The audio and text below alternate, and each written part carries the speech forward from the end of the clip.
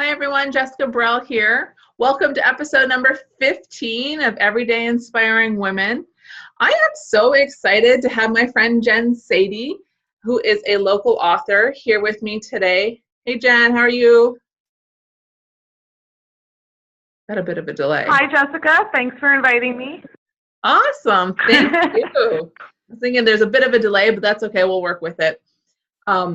So I met Jen, it'll be a year this summer, and I won't forget the first time she kind of messaged me almost out of nowhere. We had a mutual friend kind of connect us, and she said, you know what, I am a local author and I'm really working on getting my books out to women, and I run a local women's empowerment meetup group called Tribe.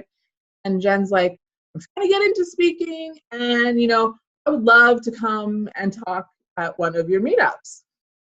And the timing, I know the universe is just so perfect, because it was like perfect timing, because we were just about to host our very first open mic night at Tribe.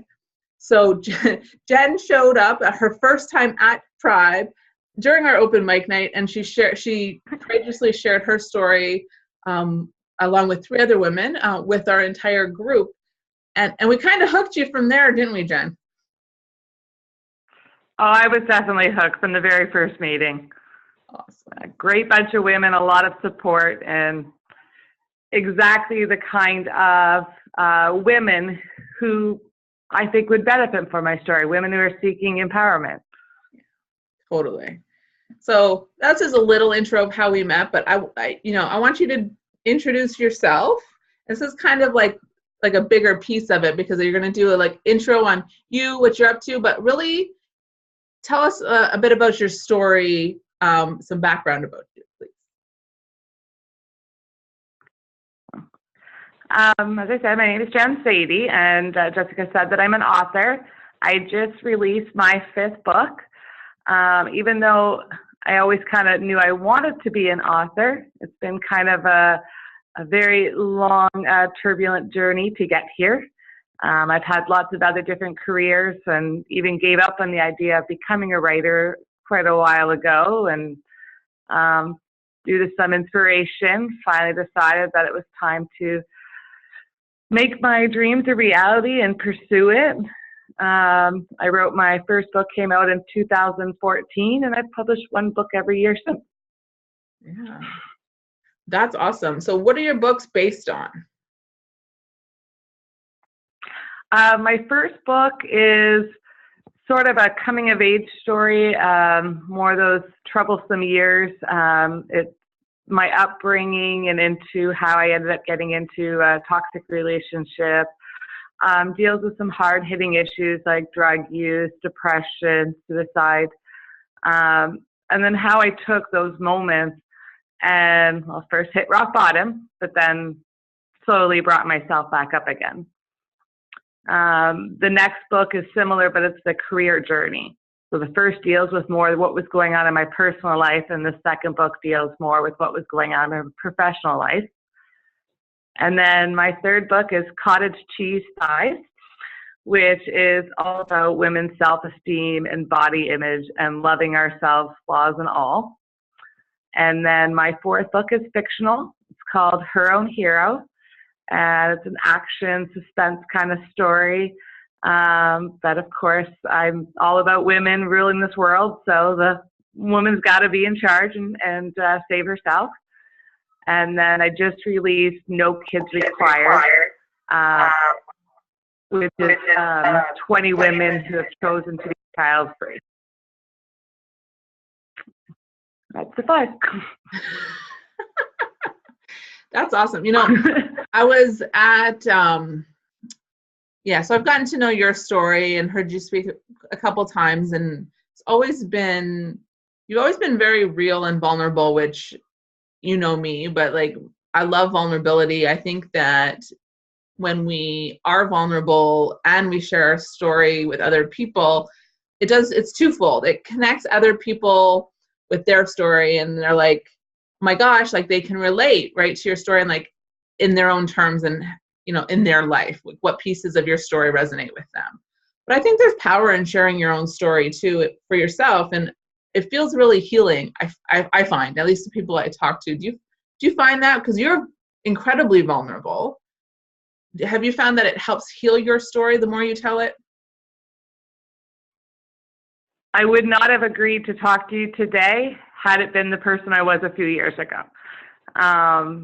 It started with sharing that first story, and the person I was when I first released it, people would ask me about it at a book signing or something, and I couldn't even describe what the book was about without getting emotional.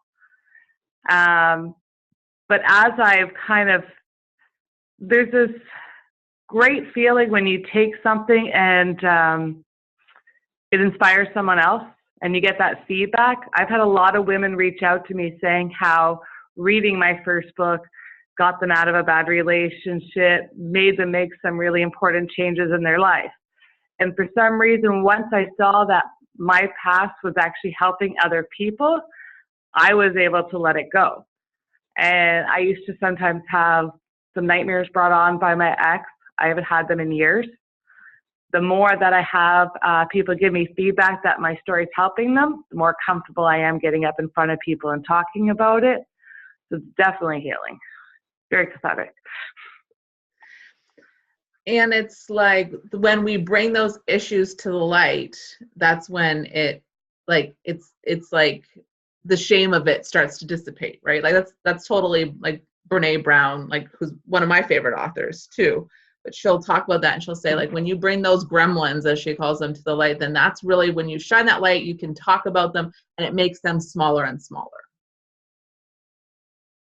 Oh, for sure. It helped too, because when I wrote it out, I saw the mistakes I made along the way. I also saw the things that I blamed myself for in the past that weren't really my fault. So I made peace with a lot of it. That's good. I wanted to ask you a question because I was at your book signing for No Kids Required, and so this is like a kind of an inside joke between Jen and me, but for those of you who know me, I don't read. I'm like audiobooks, like podcasts, I like videos. And I was like teasing Jen, I'm like, you totally need to do an Audible. But I am like halfway through your book, which trust me is like a big deal. So I'm enjoying it so far. One thing I did though notice, and it kind of stuck with me a little bit, was when you were at, like you were just radiating the night of your book signing, but at the launch. But you mentioned something about it was hard for people in your personal life to, to deal, like not to deal with, and you didn't use those words, but like you talk about them in your books and you're open about it, and sometimes they had a hard time with it at the beginning, or they've been coming around. And would you mind talking about that a little bit? Because I find that, because it's not just your story, right? So I was just curious if you could elaborate on that for me. Yes, I try and respect people's privacy. So even when I do reference friends, like in No Kids Required, there's a few references to things friends, and it's just a friend. I try not to specifically say a person's name. Unfortunately, if you're my mother, you really don't have a choice. You're my mother, and if I reference my mother in a book, people are going to know it's about her. She struggled a lot in the beginning, and I understand, and I would in her shoes as well. But she also sees what I'm trying to achieve with it.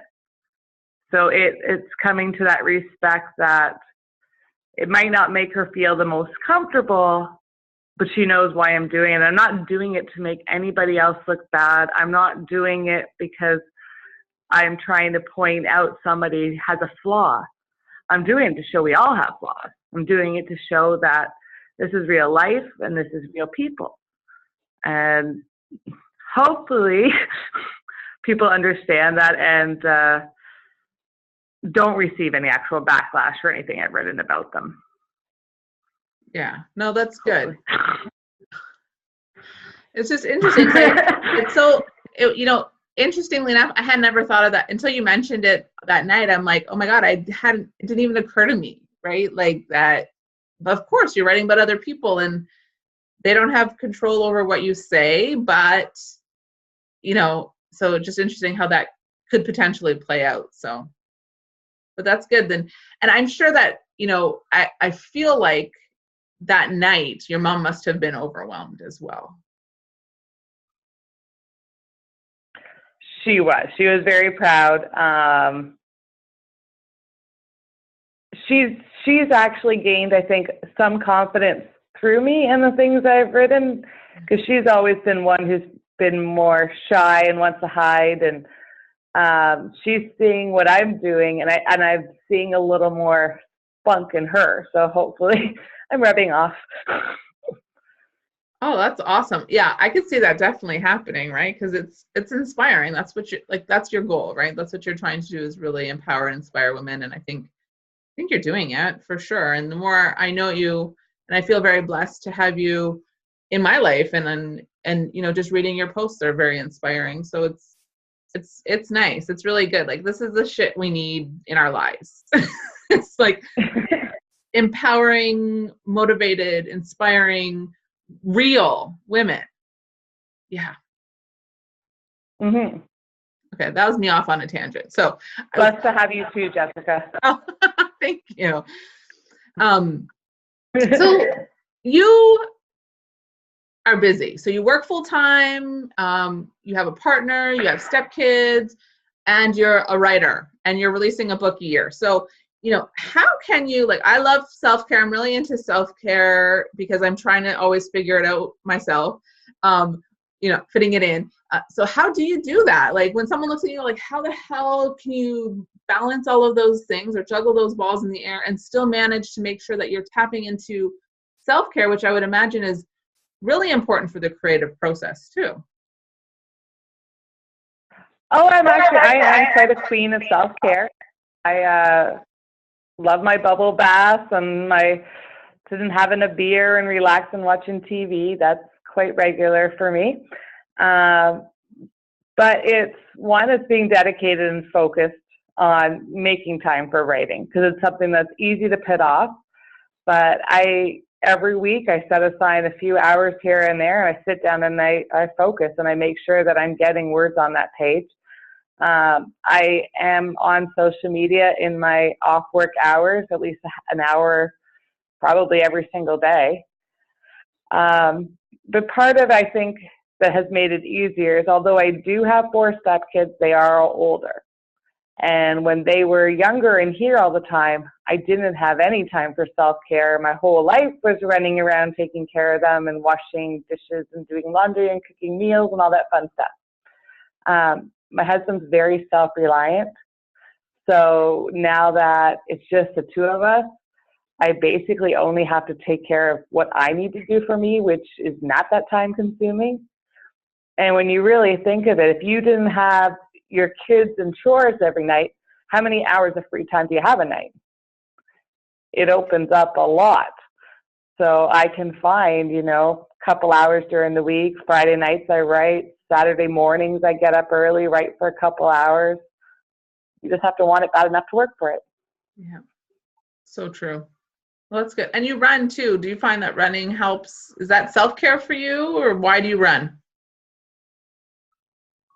I run for self-care and for my health. I am switching more to like a fast walk jog because the joints are getting a little older lately.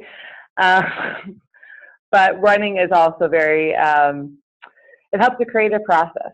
I've had some of my best ideas for books while I was out on a run. And then you have that extra time to process and go through the ideas while you're running and turn the computer on the moment you get back home. Yeah. Oh, that's awesome. Yeah. I find that too, like running is so, like running meditation, right? Like it really clears your mind, like the breathing and your heart racing, and so good.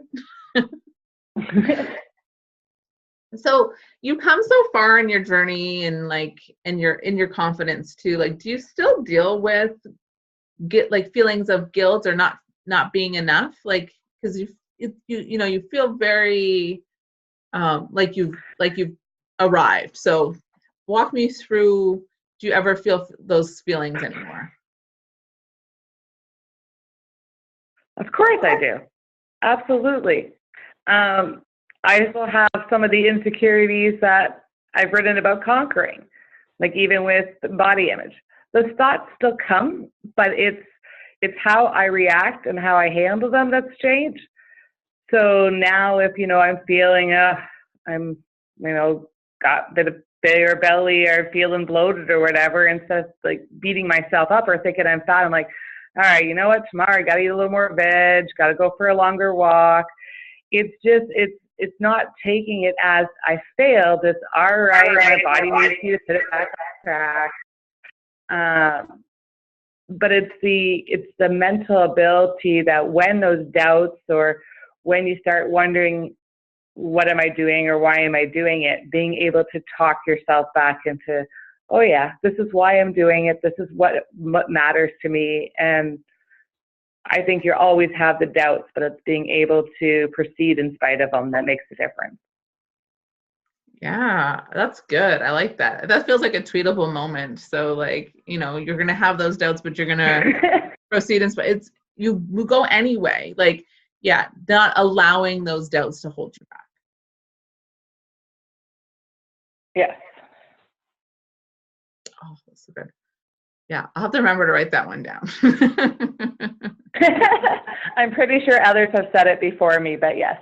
Yeah, but it just came out so organically right now for you. I have this thing about themes that come up in your life. So, it's like something like you keep bumping up against or something that keeps kind of popping up. So, like right now it's surrender and letting go as an example. That's what's coming up for me. And every time it's like, I'll talk to someone, it's like surrender comes into the conversation, and I'm like, okay, like the signs of the universe or whatever are popping in. So I call them themes, and I just always notice that they come like in waves. And I was just curious if you noticed that in your experience, and if you do, what is kind of coming up for you right now?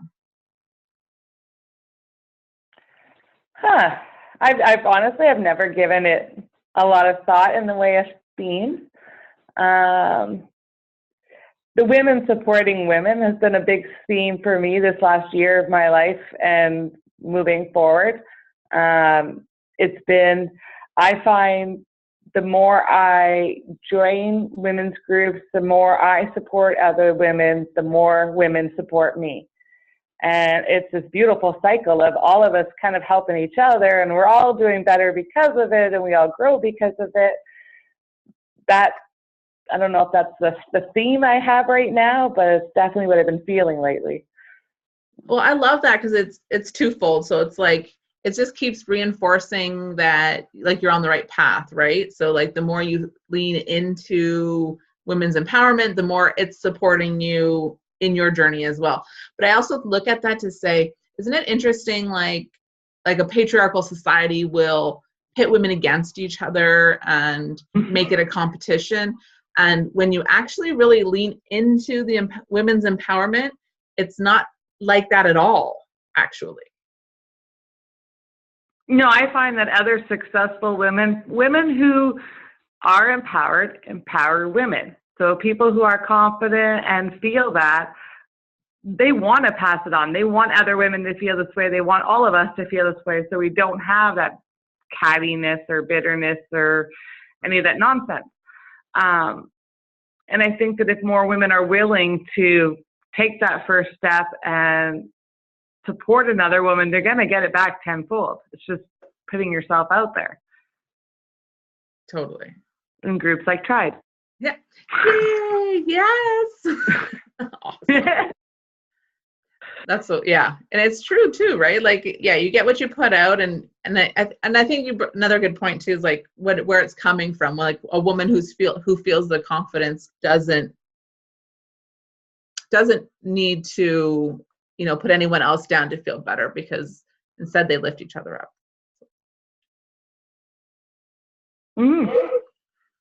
So now I have a question for you.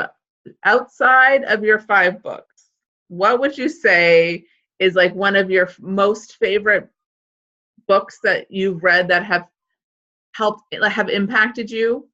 Or just something that you love to read? As someone who writes memoirs, I write a lot of memoirs, and there was one really great one called Crazy that was about kind of like a B-list celebrity and her way up and her way down. And I like reading about other people's journeys. So anybody who's, I don't know, faced some type of adversity and risen stronger, I like those kind of stories only because I feel like I get more out of it than a fictional fantasy world. I agree. Crazy. Do you know who the author? Do you remember who the author was? I'm trying to think of it as something Storm, but I keep thinking Stormy Daniels, and that's not it. Okay, no problem. We'll find it, and I'll put it in the notes, in the show notes too. So then, yeah. But another good example, which you actually have coming up at Tribe, is Melissa McCormick's The Queen's Daughter. Very powerful book. I have goosebumps right when you said that. See, I talk about women supporting women, like another local author, Melissa McCormick, whose book is called The Queen's Daughter. And I did read her book as well. Fantastic. I got it a while ago. Very good. It's, it's hard to read. I found it's so mind blowing. Like it was hard for me to read. Like I read it, but she did a really good job writing it. So, and she's speaking at Tribe in next Wednesday, the 23rd. And yeah, I'm really excited to hear her speak and tell her story, and also the lessons that she's learned and how she's grown. And she's a huge advocate, and she helps so many women with abuse. It's just, she's pretty awesome. That was a really good recommendation. Thanks, Jen. So I read it several times. I love her book. Yeah.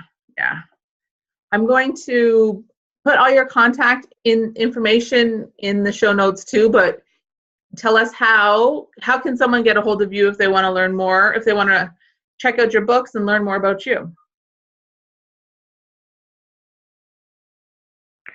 I have a website, jennsadai.com. So it's JENNSADAI.com. All my social media links are on there. I have Facebook, Instagram, Twitter, or by email. Everything's on there. And hopefully take a chance and read one of my stories. Where can you buy them? Where can you buy one of your books? Some of the books are available at the Indigo in Tecumseh. They're all at Storyteller bookstores on Ottawa, and they're all available anywhere online. Amazon, Barnes & Noble, Indigo online, they're all there. Awesome. Oh, that's great. Thank you so much, Jen, for coming on to chat with me today, telling us a little bit about your story and what you're up to. I really appreciate it. Oh, thank you for having me. This was awesome. Yes. All right. Well, you have a good night. We'll talk soon. Bye. Bye.